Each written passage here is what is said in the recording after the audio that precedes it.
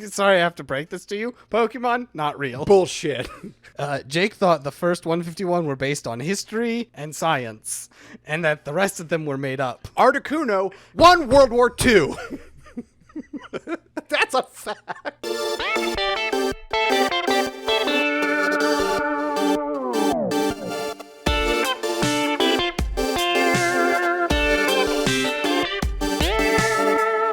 Welcome back to the Bad Gamecast. This is Jake. This is Jason. Elsa. And this time what did we play? Oh, right, because I have it written in the wrong See if order. you can get this right. Might and Magic Heroes 7. I want to... No. Anything else? No, Jason, not at this time. No, go on. Explain yourself. Well, as it turns out, I might have bought the wrong game. So the one I have is Might and Magic Heroes 7 hyphen Trial by Fire. This fucking guy. Yeah. Which there's a kind of a key difference there between the games, which we can get to later. I'm sure we will. It's probably just as boring as the game I played. Well, the key difference is, we'll get to it now, is that it doesn't have the main story campaign. It's just the DLC. Yeah, so they let you have the multiplayer and then, like, the DLC campaign versus the regular campaign and the multiplayer. Weird. This is a weird fucking choice, yeah. Neither of which are a great choice. So I put in 17 hours, just like, Nice. Jason, you and I were playing, or like some time that I put in solo. Didn't even realize I didn't have the campaign option. Yeah, for what, like, at least 12 hours? No, it was straight up 17 hours before I noticed, just because, looking at the Steam time. Yeah, you were streaming when I noticed it. I'm like, hey, what the hell?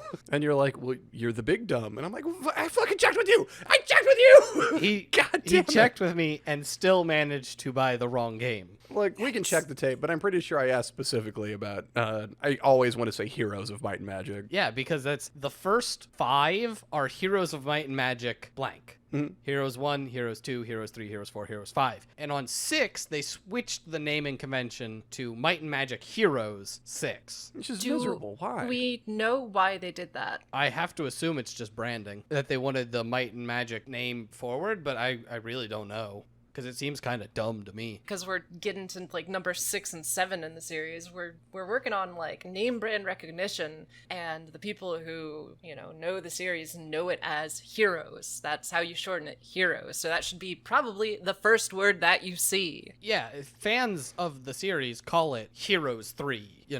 They don't bother saying Might and Magic. Yeah. Because it's not really related. I mean, technically, some of them inhabit the same worlds as other Might and Magic games, but, like, they're not related to the mainline series. When people say Might and Magic, they think of the mainline games, which are RPGs. Whoa, we're not gonna fall down the lore hole of Heroes of Might and Magic 3 connecting with Might and Magic 6 and 7. What?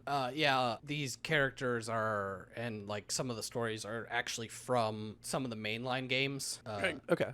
Let me get through this real quick. I think I have an idea. So, this game, not Heroes of Might and Magic of Heroes 7, released September 2015, developed by Limbic Entertainment, publisher Ubisoft. Published by Ubisoft. I don't know why I've said that.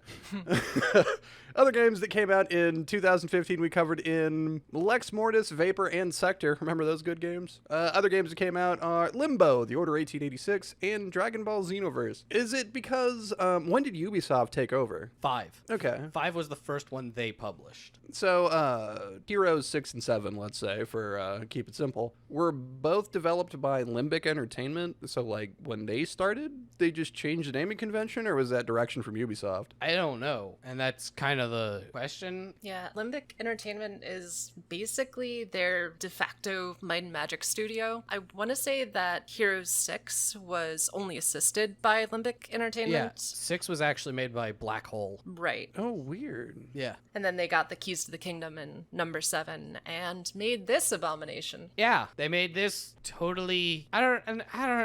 Okay, because they're listed as part developer, so part of the team at least. Yeah. But yeah, like looking at Limbic, it's just Heroes 6, Heroes 7, and then X Legacy. Yep. Yeah. So they're like this weird Might and Magic branch of Ubisoft, except anyone who knows anything about Might and Magic and Ubisoft, it's basically completely neglected. It's so sad. Yeah. I don't know. It's weird that they intentionally purchased the rights to this series and then just were like, we're never going to do anything with that. Yeah, well, that's like corporate fucking America or corporate fucking world, I guess. US, not America, because Ubisoft is French? Canadian? French. Well, it isn't even like by the time they bought the property, it was raking in a shit ton of cash too, right? Oh God, no. 3DO went hella bankrupt as they were trying to put out 9 and the expansions to Heroes 4. You mean New World Computing? Yeah, sorry, New World Computing. Sure. They went hella bankrupt. Yeah, if we're gonna start talking Might and Magic, I'm just gonna walk away and let you two go. So, Welcome back to the Might and Magic podcast. but that's pretty much what our streams are. I know, it's amazing. I love it. So do the fans. Apparently, there are fans. They're from Eastern Europe. It's a weird time. Duh. So this game, I guess we talk about the story. I was going to say, let's give a quick overview of the gameplay first, just so you can imagine what we're doing here with the story. For anyone unaware of the series as a whole, it's a strategy game. It's a turn-based strategy. You're in, was that like isometric view? Yes. Where you have a character and you can have multiple as your armies that you move around the map to fight, gather resources, capture buildings that let you get resources like every turn or let you recruit more monsters. You have a city that you can build buildings to get resources and get monsters and higher level monsters. As you build up, you get stronger and stronger. You can face, stronger things. You have a hero who levels up as you defeat armies. Goal from map to map. In the campaign, they have different goals. In like actual play, it's usually just like defeat your enemies. It's a strategy game. The combat, when you get into combat, it goes into this like other chessboard turn-based strategy thing where you actually move your characters around and control the actual direct battle. Yep, that pretty much sums it up. If you know the Heroes formula, it hasn't changed in any of the games. It's the same formula from 1 to 7, so... Yeah. There were minor changes, but like they're Sure. very minor. But yeah. When did it change to a 3D? 3D change was... Is that 4 or 3? I don't remember 3 being 3D. I think it was 4, and I think that's part of the reason why people hated 4. That and the art direction, but... Yeah, 4 also does some weird things where like your hero is actually a character on the battlefield and can die. I kind of like that. Right? Which made them also at times stronger because your heroes are kind of pointless at depending, which is an issue. Yeah, we'll get into that. Yep, exactly. They can either be great or terrible, and like the fact that there's such a chasm, oh boy. Yeah, and when you are the terrible running into the great, you just go, oh my god, this is what I could be, but I'm instead stupid little sword boy. And in all of my experience, I didn't even get that many words out before I was just crushed underneath a very large boot. Get wrecked, sword boy. Should have went wizard. What were you even doing? Yeah. So the campaign starts with a cinematic that tells you that the Empress and her family were murdered, and like the dukes of the collective empire are like, so who wants to be the lord of this generic fantasy land? And they're gonna fight it out. And the, like, I guess, main players in this is the Duke of Griffins and the Duke of the Stag. As Jason said, you're controlling, I want to say, the Duke of the Griffins. His name is Ivan? Yes. Aha, see, I remembered a thing from a game I played just yesterday. From a game I played this afternoon. Oh my god. Yep. So he's at this, oh man, it's a great narrative device, and by great I mean terrible, of him around this war table. Yeah, it is a literal table of like the map of the area, and he's like, we need to figure out what to do, and they decide, well, everyone will get a chance to tell some stories as flashbacks that you play through. And that's how you'll decide what to do. I have never been recording and tuned out as hard as I just did right fucking there. Oh my god. It's about as interesting as reading a tax form. It's dreadful. And then again, flashbacks, like storytelling flashbacks as the main driving mechanic. Oh no. Oh no. Yeah, as soon as I saw that, I just put that into my notes and like, what the fuck were they thinking? Yeah, if you want your game to feel like it has any sort of like urgency or like your actions matter, setting the whole thing in the past is certainly a way to do that. Wait, so all of your character's actions don't mean anything because the situation's already been resolved by the time you got to it? Yes. What? What? Yes. In fact, you're not even like actually playing through that. You're playing someone's retelling of your characters doing the thing to try to convince this guy to act in some way. Oh my god, that makes cheating so much more funny. It really does. Yeah, and then like me and like literally 1,000 troops. Like, yeah, no, I mean, and you remember you're just, you know, your troops keep inflating as the story gets more grand. I had the sword of the destroyer. No one has the sword of the destroyer. That blew up a planet. Fuck you. Yeah, it was rad. Yeah, for like, Well. you know, an entire 3-week span, I just teleported wherever I wanted to go. In one day, I crossed an entire map. So, I guess I'll start off in terms of, like, the individual campaigns, because, Jason, did you play the Haven campaign at all? Nope. Okay, well, the game tells you have to listen to at least 2 of your advisor's stories before you move on to the final battle, and you do get to play 2 final battles in, like, the present. That's at the end of the game, but the first one is Haven, which is sort of the... Tutorial kind of beginner one. Yeah, the faction is very knights and swords and priests and angels, very, like... we're the good guys and knights in shining armor, that kind of stuff. So boring. Yeah, and Yep. they tell you, if you've never played a Heroes game, start with Haven, because that's how they'll introduce you to the mechanics and stuff. So yeah, I didn't get that in Wrongly Bought DLC. They're like, have fun, fucker.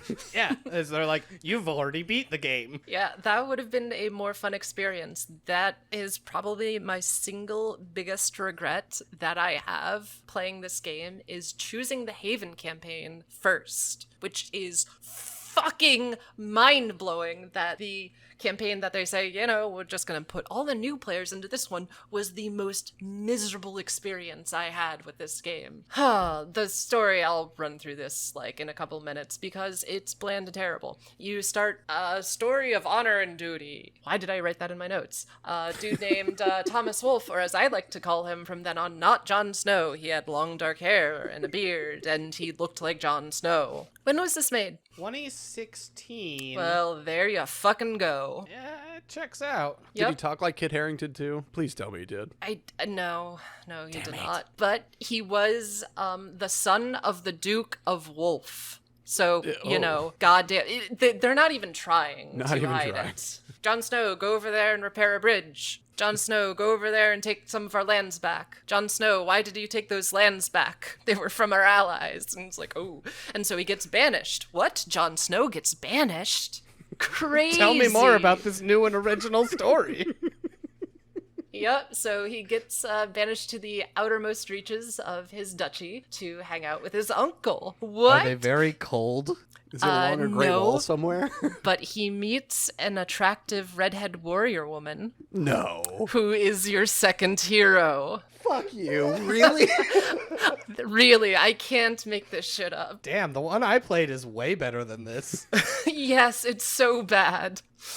I want to say her name started with a Y as well. Perfect. Yep. So, you know, you just wander around protecting the duchy from, like, I don't know, demons on the edge of the territory. And then you earn some respect. You go back to the city of Hammerfall, which is, I want to say, your uncle's city. And your uncle brings in a bunch of orc refugees from the nearby Griffin Kingdom. And, you know, the Griffins are like, hey, give us our orc slaves back. And you're like, no, slavery is bad or something. And that's, you know, that's how we know we're the fucking good guys. We're the white that comes up saviors. later. Good old European savior. So, What is happening? Keep I going. am having a meltdown. The next part of that is that the Griffins steamroll in, kill your uncle. You have this interesting little... This was probably the most interesting part of the campaign. It was sort of a last stand sort of Thermopylae thing where you have your one uncle hero, you controlled him, and he had like 99 of the best units for his faction, for the Haven faction. They're like swords masters or something, I want to say. And the enemy just kept on ramping up more and more enemies to throw at you, sort of a wave combat thing. And while you did that, Jon Snow and Ygritte wandered around in the backfield and like put up the defenses of the city or something like that. Not where I thought that was going. They were in a cave, learning. Gross. Well, Jon Snow knows nothing. Someone's got to teach him. Go back to Yeah. this very real story that I care about. Yep. This is super great. Uncle dies, Jon Snow goes no, but he repels the invaders because his uncle bought him time. Then you have a final showdown with like the invading Griffin army, did I say? I don't care. Yeah. Yep. And it was during this final scenario, this final showdown, that the opposing armies swooped in at probably day 3 or day 4 with something like 20 angels. And angels are the top level unit for Haven. So it was a Haven on Haven battle, and they would just swoop in with these 20 angels and fucking wreck your shit. And I was playing the game legitimately this entire time up until this point. And I tried to win this scenario legitimately probably about 3 times, getting rolled every single time, getting angrier and angrier, and going, wow, this is what you give new players. That you say, hey kids, we're gonna have the tutorial mission and we're just going to fucking face stomp you. I set the game on easy and they still just rolled in. I thought something was wrong with the AI. I really thought like something was fundamentally broken with the game when this happened. To be fair, no matter what game mode you're playing, the AI cheats its ass off. That doesn't surprise me at all. It turns out, and I read this by reading, comment threads on Steam, is that you needed to move one of your heroes to a pass between 2 mountains, and they would collapse the pass. There is nothing in the scenario set up, no dialogue, no quest objective, no nothing to tell you to go to that point and collapse that path so that the enemies can't get to you, and so you can build up to, try not to die, because there are a million angels coming for you. And this was the point where I started cheating, and I gave myself a bunch of units, and I just steamrolled it, and I walked away from the Haven campaign really, really angry. Thank you for coming to TED Talk. Nice. So I assume you played another campaign to get to the end. I did. I played the dungeon campaign. Okay. I can talk about that later, because somebody else should talk, because I just talked for like 5 minutes. Sure. I'll talk about the Order campaign. But what is it actually called? I don't remember. It was actually called Lesbian Wizard Hate Slavery. Of course. I think it's Academy. Yeah, okay.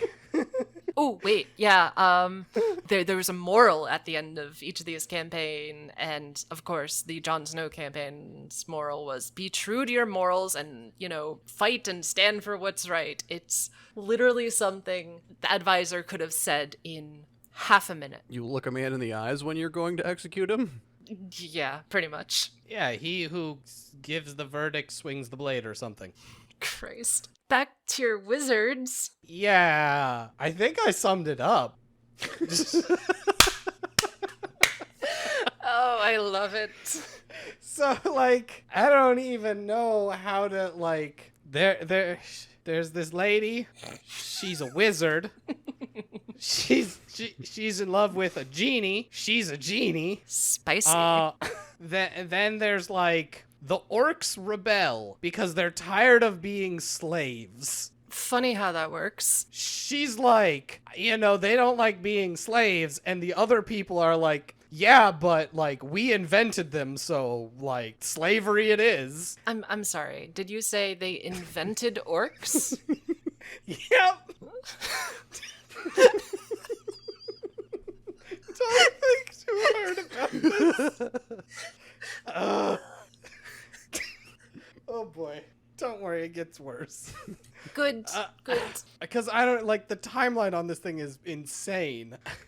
They get a magic flower, and the genie is like, okay, the only way we succeed is if you get more magic power, and the only way to do that is for me to die and turn into this magic crystal. Yeah, that's the proper genie life cycle, right? Like a phoenix, they rise as a mighty crystal. Yeah. So she converts her life into crystal energy for magic. That's rough, buddy. Yeah. So she fridges herself, I guess. Oh my god. No, it's fine because then we go back in time to like learn about how they got the flower. Because there Wait, was that's not the end.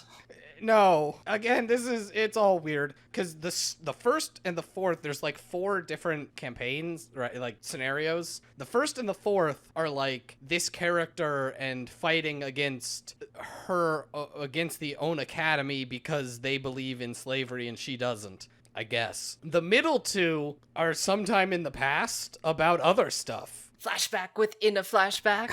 Yeah. Good shit. We learn about the magic flower and how it was gotten as a Magic seed. Magic sprout. Oh god, no. Which one? The first one Another genie. of the other things was this guy was trying to get the magic flower because he wanted to use it to open a portal into Hold on. You said this guy, not the sky, right? Because it could go either way.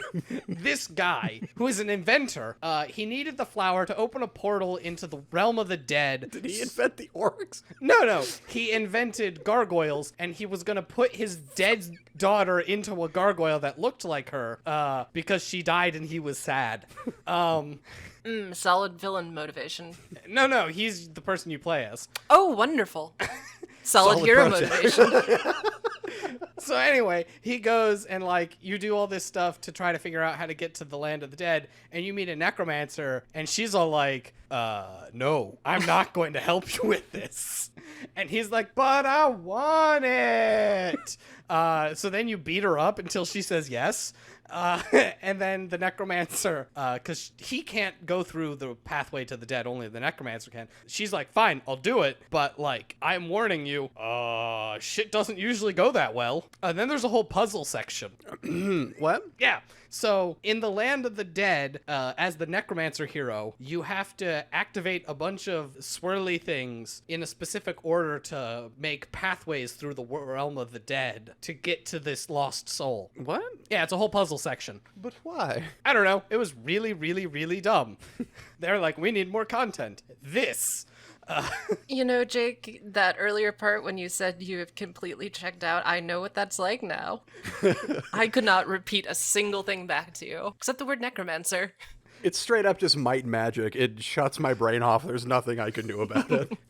But wait, it gets entirely predictable. The necromancer brings back the soul. He puts the soul inside the gargoyle, and the gargoyle immediately goes, why did you bring me back? I've seen so much suffering. The voices, they call to me. And then she grabs her dad and jumps them both into a volcano, and they both die. Oh, damn. Great. So, why was this relevant to the main plot of that side campaign? Yeah, got it. Well, we learned that bringing people back from the dead is bad. Huh. I don't feel like we had to go down that fucking rabbit hole to know that. Yeah. Yeah, but the third scenario really wraps it up because it's like Princess Christ. Jasmine. Jesus. You know, this woman who she's a beautiful woman, but she knows her beauty is surpassed by the amount of money her dad has. And so she has all these suitors, and she asks them all to prove themselves to her. And you play as one of the suitors, and you do a bunch of random stuff to prove yourself to her. You steal bread with your monkey? You find this magic flower and some other stuff. You beat up some dudes. I'm sensing a trend here with magic flowers. Yeah. And then in the last one, you play back as what's her name from the beginning, and you run into the orc who's leading the uprising, and you're like, you know what, I'm not gonna kill you, I'm gonna let you go. And he's like, I don't care, I gotta murder everyone. Woo! Because by the way, the whole time the orcs are portrayed as garbage, absolute garbage. Like, as much as they're like slavery is bad, also the orc, because there's an orc at the table with you, he constantly butts in and is like, why isn't this story over yet? My bone marrow's getting cold. And like, it portrays orcs horribly. Like, they are mindless murder machines. I mean, orcs though? Yeah, but like, I don't know, when you're trying to be like, orcs aren't the bad guys. They just want to rape and pillage. And you're like, you're not really making a case for orcs. So he's like, I have to murder everyone from the academy. And your hero is like, so do I. Oh. And then the person who you were supposed to be patrolling with is like, hold up, what? And you murder them. And then you are like, okay, but if I need to, kill the academy, I need this magic gem again because it's lost or something. So you go re-find the magic gem from your dead genie lover. I don't know. She was my favorite character. She was a great character. She lasted through the opening cutscene. Wait, all that shit happened in the opening cutscene? Yup. Amazing. Fuck? I thought that was over the course of like 2 scenarios. Jesus, right? That was just the opening cutscene. The academy was wild. So then you get the gem back, and then you kill some people to unlock a magic bridge, and you go to fight the Order, and you and the orc captain show up at the same time, and he's like, I still don't trust you, but together, we've got bloodlust and people to kill. And your character's like, I agree. And then you murder the academy. You are the worst wizard of all time. End of story. Wait, what? The, Hold on, that faction storyline is about ending that faction? yeah. What the fuck? Oh, amazing. What's the moral? The moral was head and heart. Often people don't know the true cost of war, but when your head and heart work together, you can achieve. Okay, this is the stupidest shit. It was so bad that on the next scenario I did, I'm a level with you right now. I can't tell you anything about it because I literally clicked the star button and clicked win map every time. You too, huh? Yep. Which one did you do? I did nature. Okay, I did dungeon. So, to give you the general gist in like 2 minutes, the dungeon is assassins and dark magic and drow and Medusa and minotaurs Yeah, they and used things to like actually that. be called dark. I think they used to be called chaos. Yeah, it's what like chaos became. Yep. Better when they were chaos. Yeah, Dungeon's a stupid name. Yeah.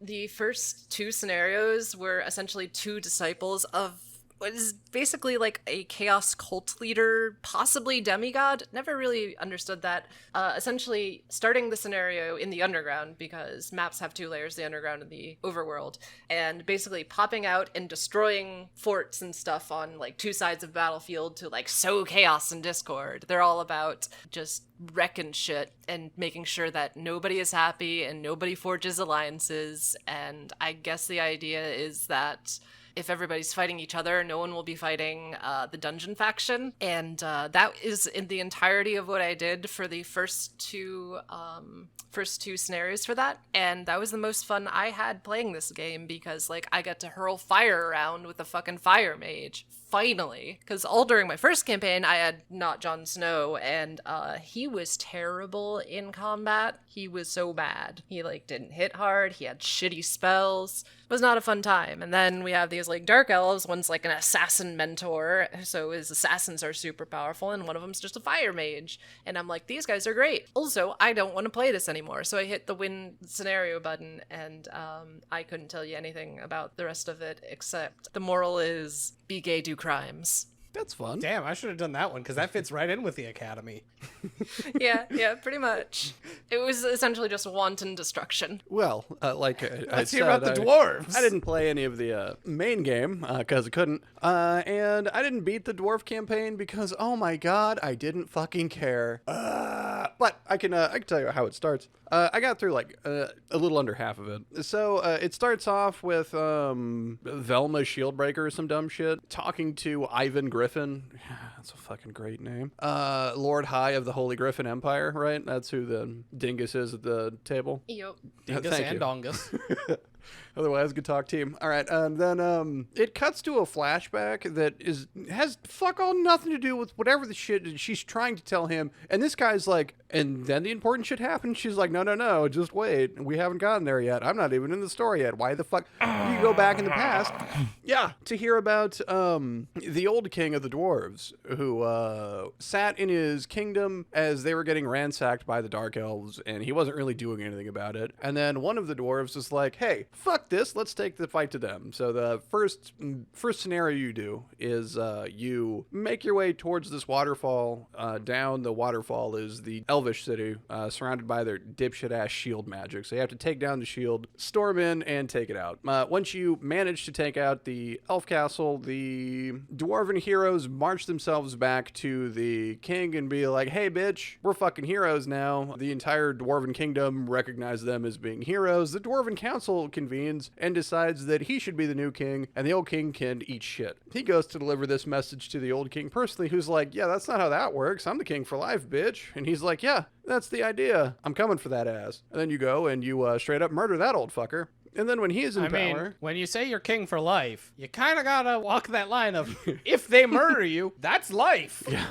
Game, blouses. Your hero, let me remind you, is like, yeah, go fuck yourself. The next scenario, it takes over. You are now the king of the dwarves, and his first decree is that, the dwarves don't really have shit, so why the fuck aren't we pillaging everyone? And that's what the dwarves do. Which, in a surprise to no one except for the dwarves, everyone else is a bit upset about this, who then go to march on the dwarves, and the king's like, fuck that noise, I'm gonna go fight them my goddamn self. And then if you're me, you have 50,000 of each troop and infinite movement, so you do it technically in one turn. And yeah, the entire beginning of the Dwarven campaign is all about genocide. You're just murdering everything that stands in your way, whether it's with you or not. Dwarves don't really give a shit. So after that, like, they go to take some city, they fall, he dies in battle or some shit, and then it's like 300 years later, and you have Vilma there, where she finally enters the story, and at this point I was like, I could not fucking care less, and then I was doing shit on my computer that was anything but that. It's fair, because, like, I think at this point on the podcast, we've reached, like, ASMR territory of just, like, fall asleep, the bad game cast of us explaining this bullshit, convoluted, pointless story. Yeah, so, like, as I'd said in the beginning, the majority of my time spent with this game wasn't the single player. It was, I mean, I did put some time in, but it was Jason, you and I. We played some long fucking games. Maps. Yeah, I didn't get to do any of that. I just did the single player, so please enlighten me.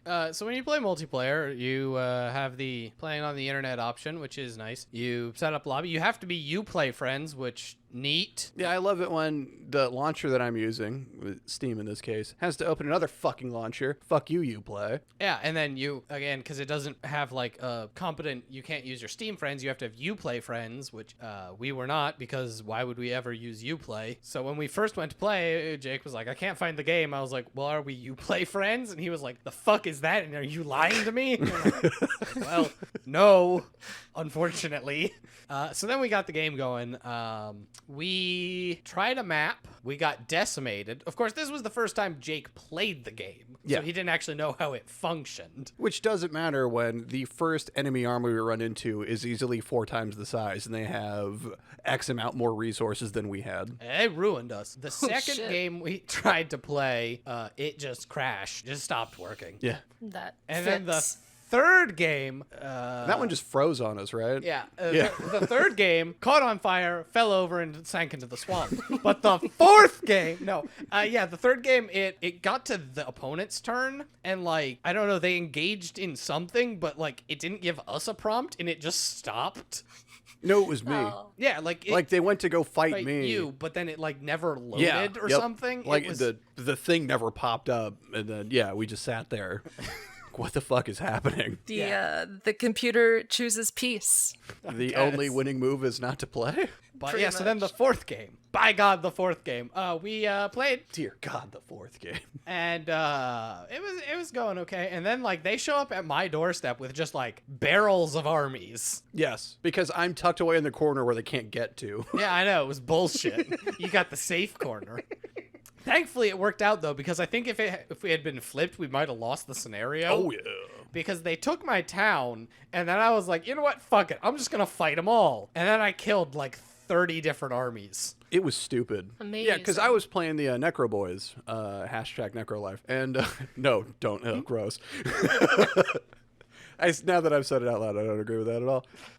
But yeah, the fully upgraded, like, Necromancer path means that when any of my troops would die in battle, I would end up with more of them back at the end of the battle. So, like, just the 2 basic-ass troops, like Banshee and the Skeleton Hoplite, I had, like, this is because you can't cheat online, and this was before any of us were cheating our asses off anyway. I had 1,200 the hoplites and like 800 banshees. Holy And shit. the rest of the shit I had didn't matter because I had so many of those two. Yeah, necromancy, really strong. You know what else is strong? Big Blue. Hi, let me tell you about Big Blue. His nickname is Big Blue because he's a big blue genie. He's basically cheating. So all the heroes get a unique ability, right? Everyone's got one. You can look at them. Some of them are garbage. I couldn't tell you what Sexy Vampire's names were, but it doesn't matter because he was fine.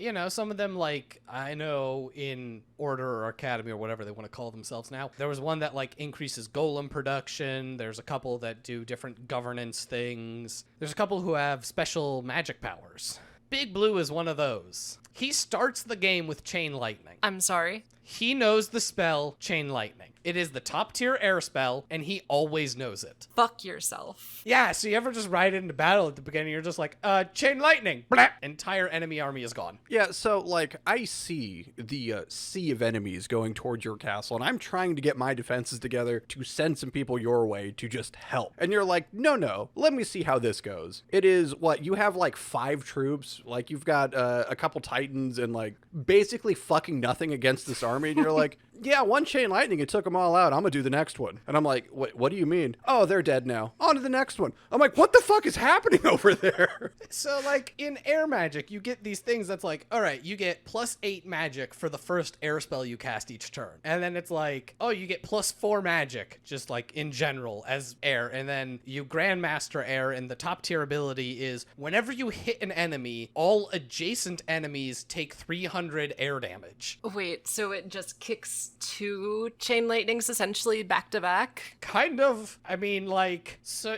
it goes into battle, and I literally, at this point, my team consists of 2 Titans, 2 Rakshasa, and a pile of weird flamey boys. They're the tier 1 lizard people. They shoot fire. There's like 20 of them. Salamanders, basically? Yeah. They're terrible, and I had like 20 of them. Now, Titans are the top tier unit, so like, because I had spent all my resources just getting to Titans. And combat would start, and I would just go, Chain Lightning. And Chain Lightning, it, you know, says in the description, it does so much damage, right? Like, it does this amount of damage to this amount of damage, because there's some amount of randomness in it. Yep. So, you know, how much damage could it do? I don't know, Mr. Wizard. Are you waiting for a response there? It did, like, 1.5 to 3,000 damage. Sweet Only. Jesus.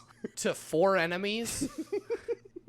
And then enemy next to any enemy that was hit took an additional 300 air damage. Yep. You just select someone on their team, and you don't get to select all 4. It chooses, you know, randomly. But you just get to watch as their team explodes. That stack of 200 crossbowmen, click, all 200 are dead in one attack, as well as all the people next to them. So what you're saying is they balanced this game. It's super balanced. All you gotta do is be a wizard. Seriously, I played once with a person who didn't have spells. It was fucking miserable. Oh, it's terrible. It's like, what do you even do in combat? Yeah, I attack the enemy unit. Yeah, and like the enemy will have a stack of units, right? And it's like you can hover over to see how much you attack, and it'll be like, you can kill 1. And then I would just like hover a spell over, and it's like, this will kill 600 of them. And you're like, what? Why are we even playing the same game? You know, it's funny, like, because I had my steamroller of Skelly Boys,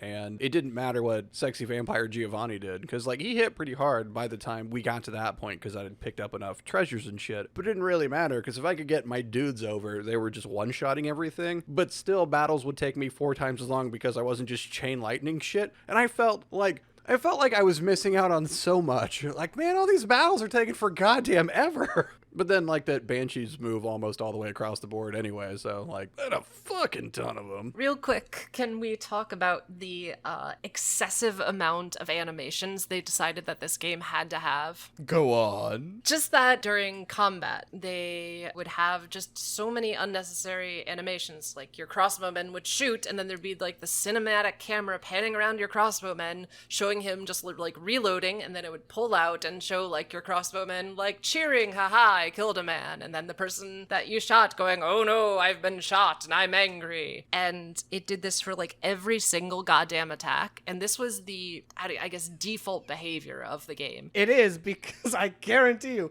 I didn't ever see these, and I'm like, what is she talking about? Because the first thing I do in every single game is go into the options, Yep. and there's this whole screen of nonsense, and I just unchecked all of it. Basically, yeah, exactly. That happened for the, I want to say, first scenario that I played, and I was maybe halfway through the scenario, and I just turned all that shit off. So thankfully you can toggle it, but the default experience is so tedious and terrible. It just sort of feeds into my, like, you know, the Haven campaign is boring and shitty and unfair. And so, like, the default way they want you to play this game is just terrible. Yeah, going in on that, the default speed of enemies and like their turns is so slow. You can turn all of that up, and I had all of the enemies and that kind of stuff set to 200%, I think. Yep, I had something like 250 Yeah, 2 or 3. myself. Yeah, it was between 2 and 3, I think. Like, I'm gonna be real. Your AI probably is calculating their turn in like a second, because you're just like simulating everything. Why do I have to watch them prance? Because if you have revealed the whole map, you have to watch them move everywhere. Right. The fact that there wasn't any, like, fog of war for when you left an area was really, really confusing to me. The fact that, like, if you just explored once, you revealed the whole map. Yeah, I didn't and then get you that. Have to watch everyone who moves through your area forever. Ugh. Like, just put them at their end destination. I don't care. Yeah. Like whatever shit they grab along the way, just have it disappear off the goddamn app. I'll figure it out. You know, the animations are pretty bad. It seemed like for every ranged attack, you get the sick ass cinematic, where like they have to do their little fucking dance or whatever, and then every time you win, everybody has to fucking cheer, and sometimes it picks somebody out in particular. Hey, you bear number 368, do a little roar for me. But I spent a lot of my battles just hitting quick battle, so that way I didn't have to fuck with any of it. So there was just like, you're done. The fact that the game gave you an option to quick battle and made quick battle usually the more enjoyable experience says a lot about this game. Well, like, I don't hate the combat, but I do. I'm not wasting my time on encounters that, like, you know, if it's, because depending on your army and the enemy army, if when you hover over them, it'll tell you how tough a fight it'll be. And if, like me, you've got a literal fucking army of 1,200 plus skelly boys, everything's fucking trivial. I'm not wasting my time. Just hit fucking quick battle. They will sort it out. You can't kill them all. If you kill them, I get 6 more for every one you kill. It doesn't matter. How does that math work out? Bullshit is how it works out. Each limb grows a new skeleton, you know. Like a starfish. Yeah. That is horrifying. I actually had the opposite problem, because like I could never quick battle when I was maging it up, because they don't use your spells properly. Yes, exactly. I had the same problem with my fire mage in dungeon. I would quick play, and then they would kill all my units, and then I would say, no, play for real, because that was kind of a nice thing. You could switch back and play for real, and then... Assuming you didn't like lose the scenario when you quick played, you could actually like go back and replay it. For real. Because I did have once where I quick played and I lost, and it killed the main character and I lost. Amazing. So I had to reload a save. So don't maybe do that with important characters. But yeah, so you can then go in and play. And anytime I did that with my mages, it's night and day difference. Because the computer wants to cast like Lucky Charm. And you're like, no, just cast Fireball, you dumbass. Yeah, just end them. Stop dicking around. We don't need buffs. Kill them. Yeah, but my whole team has bonus morale now. Yeah, but they have better morale if the enemy's dead. I'm really happy we're alive, guys. Or as the case may be, not alive. Skelly boys. So, like, every time I wasn't playing as the Necromancers, I just missed my Skelly Boys. Like, I tried some of the other factions, just, you know, variety's sake, I guess. I'm like, well, fuck these dudes. Where's my skeletons? I love getting so many more guys after every encounter. It's stupid. Yeah, I would be interested to maybe try some other people. Obviously, I would never play this game by myself, though. And I doubt we're ever going to play, because there's better things we could play together. Yep. So, like, this game's probably never getting booted ever again. I almost entirely played Academy. I mean, in 4 and 5, I basically always played Order, so, like, I know them really well. Also, they like Magic, and Magic was dope. Yeah. I was not prepared for how underpowered ranged units were in this game, because that's usually my playstyle when I play heroes, is load up on those crossbowmen and ballista and all that stuff, and they kind of suck in this game. Well, that's because you don't have, like, I don't know, 75,000 of them stacked. It's true. What was I thinking? Which is funny, because, like, Every time I fought ranged units, it was awful for me if I didn't instantly eradicate them. Because, like, they would go and they would just, like, shoot my dudes to death, and I would have to walk halfway to them, and they would then shoot my dudes to death, and then I would finally get in range, and I'd be like, man, half my stack is already dead. Yeah, I'd have that too with like the spectral dragon, like because the top tier units are so fucking expensive. So I would almost always only have one at any time, and then like everyone just targets that. So one round of 3 of their ranged units taking out my fucking spectral dragon. Like, well, there went my heavy hitter. I mean, at least he took some hits. I mean, a heavy hitter, that's whatever. Because at the end of that battle, I got like 180 skeletons out of it. Which like, what are they just pouring out of him? What the shit is that? Yeah, they killed your skeleton dragon. He shattered, and all his bones grew into skeletons. Yep. They grew into skeleton hoplites, just waiting at the sidelines for me to tell them what to do. The circle of life. Well, unlife? Yeah. Yeah, because you have stuff. Circle of unlife. Not Perfect. quite the same ring to it. Yeah, because you had, like, there was bonuses to your troops dying and getting reanimated, and then you increase the percentage chance of the enemy troops dying and getting reanimated for you. Also, it would be funny when you run up and you find the neutral armies that will let you buy their services. In that situation, you have the option to not attack them. If you have enough gold, you can just, like, buy their army out. So I would do that and then take them back to the town and throw them in the mausoleum where it just turns them into skeletons. That's amazing. I'm sorry, little dryads. To the bones. Well, been to the wood chipper with you. Yeah, all right. So, I don't know. You guys recommend this pile? It did nothing at all to inspire me to play this game. Like, honestly, playing this game, I was like, what is better in this game than just playing, like, Heroes 4 or 3? Like, nothing. The fact that they, I guess, have dedicated servers. That's it. Wait, do they? I don't think it was peer-to-peer for the multiplayer, but I don't know. It might have been. I think it is. But yeah, I don't know. Either way, like, they actually have it set up, because in, like, 3 and 4, they do not. You have to use other programs to get it to work. I don't recommend this game because you could go back and play a better Heroes of Might and Magic game. It has no character, no nuance. The plot is barely there. It's kind of soulless in its execution of most things. Oh, yeah, I guess I'll say that. Single player, I learned that slavery is probably bad, which, like... Heavy hidden commentary there. Yeah, I hated it. Like, it was so dumb. As you kind of said, the white savior of just, like, this one person who is on the side of evil, the enslavers, is like, well, I think slavery is actually wrong. And Fuck you. They're your POV. And it's like, I hate this. Yeah. Well, I didn't hate the Dwarven genocide? Yeah, no, that was fucking stupid. I said multiple times I'm not big on like strategy games like this. I don't actually hate it. I've since Warlocked, that fuck RTS we did, I've put a lot more time into them. So like I will play with the Golem. Like he and I will play like Age of Empires 2. And so like playing this with you, I had a good time. But that's playing a game with your friend. It's basically just like a fucking Discord call and we're doing something with our hands, right? Like Yeah. the game is fine and it's fine multiplayer, but it is dull as shit solo. And like I'm kind of salty I bought the wrong game, so I couldn't do the like normal campaign. But if I'm the only one that played the DLC, as half-assed as I did it, that's fine, I guess. But I don't give a shit about like the fucking Dwarven. Like I don't give a shit about any of the factions either. The franchise is nothing to me. I mean, the franchise is nothing to them. Yeah, but like even like the Might and Magic name doesn't mean anything to me. So like coming into this, I have zero expectations besides it's an RTS. Whoa, turn-based strategy. Right, turn-based strategy. I do the thing, I get the fucking currency, I gotta wait, whatever, I don't give a shit. Play actual other strategy games. Again, if you like the Heroes style, just play an older Heroes game. If you like strategy games, just play better strategy games. Yeah, like Pretty much. I'd rather play Age because I'm more familiar with it. Like this was fine, but yeah, I doubt you're gonna get that hair up your ass to play this anytime in the future, and then I'd have to reinstall it anyway. So whatever. If you want a fantasy strategy game with character, go play Fire Emblem. I do like me some Fire Emblem. I've heard Three Houses is good. So have I. Haven't played it yet. Right.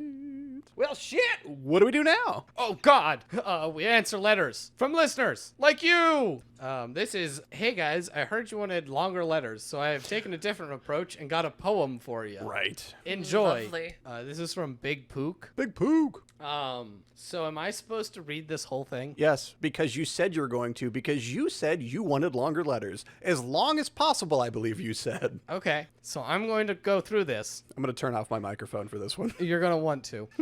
I am going to go incredibly fast, and I'm going to use no nuance. I'm going to miss a lot of words, and it's going to be rapid fire because, 1, this is really long. 2, I hate you for this because you know what you did.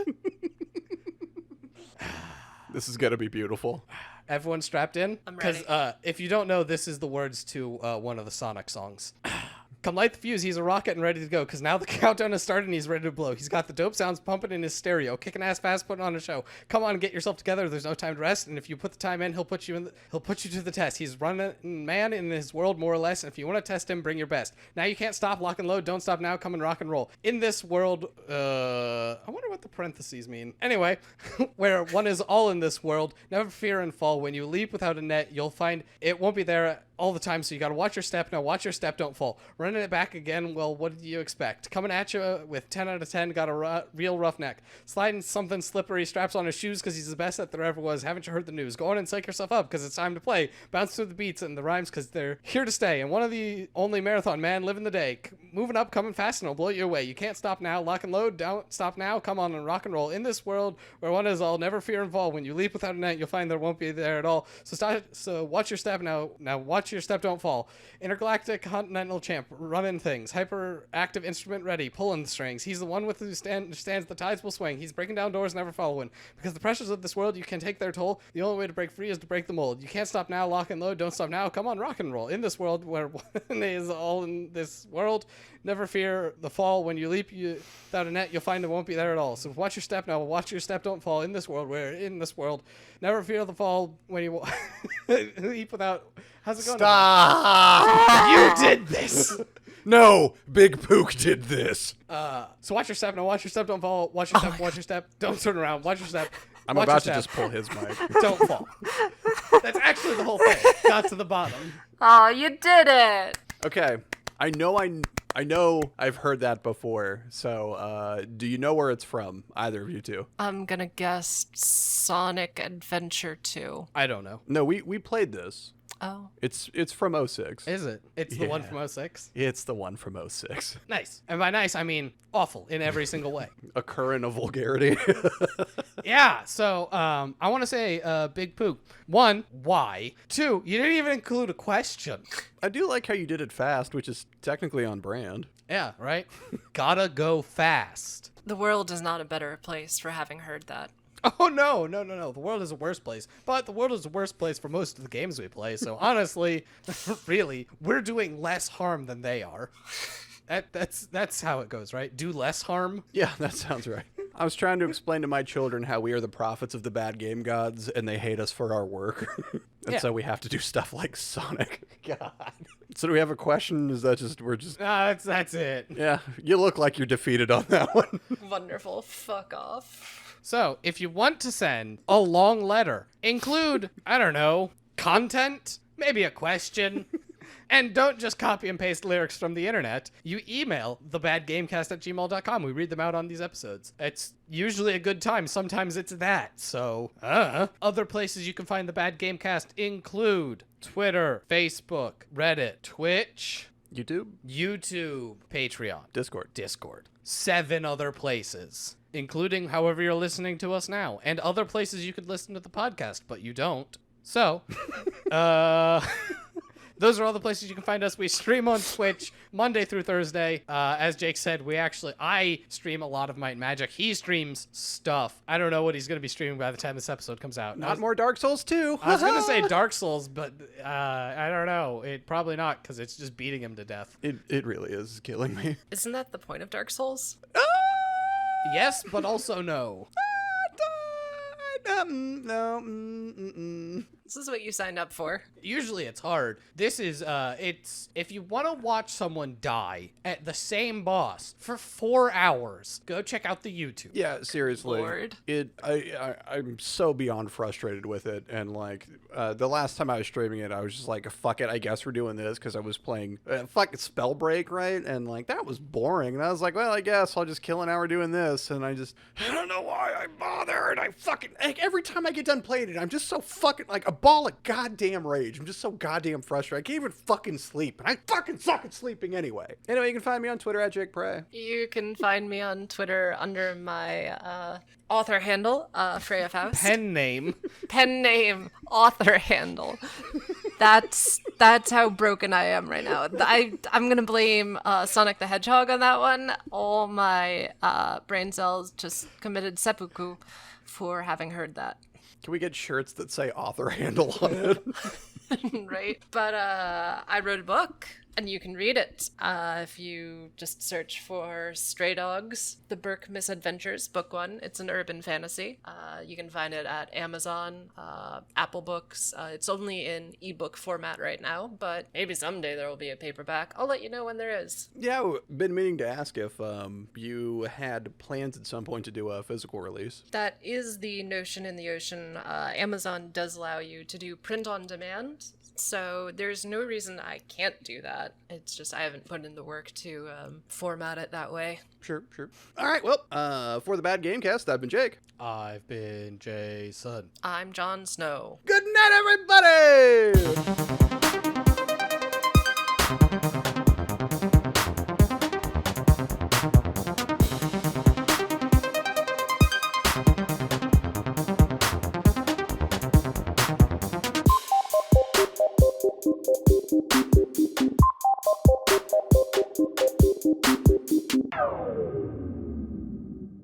Big Pook, dude, what the shit? That was pointless.